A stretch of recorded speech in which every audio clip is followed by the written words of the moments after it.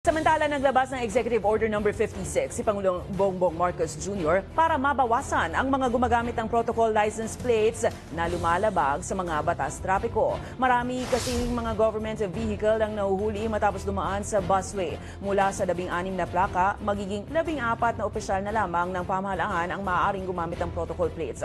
Sa inilabas na listahan ng Malacanang, Pangulo lang ang magagamit ng plakang No. 1. No. 2 naman para sa pangalawang Pangulo. No. 3 sa Senate President, 4 sa House Speaker, 5 sa Chief Justice ng Supreme Court, pang-anim naman sa Cabinet Secretaries habang nasa No. 7 ang mga senador. No. 8 naman para sa mga mambabatas ng Kamara. Associate Justice naman ang makakagamit ng plakang No. 9, 10 sa Solicitor General, Presiding Justices ng mga korte, 11 para sa Ombudsman at mga Chairperson ng Constitutional Commission, habang 14 naman ang mga hepe ng AFP at PNP.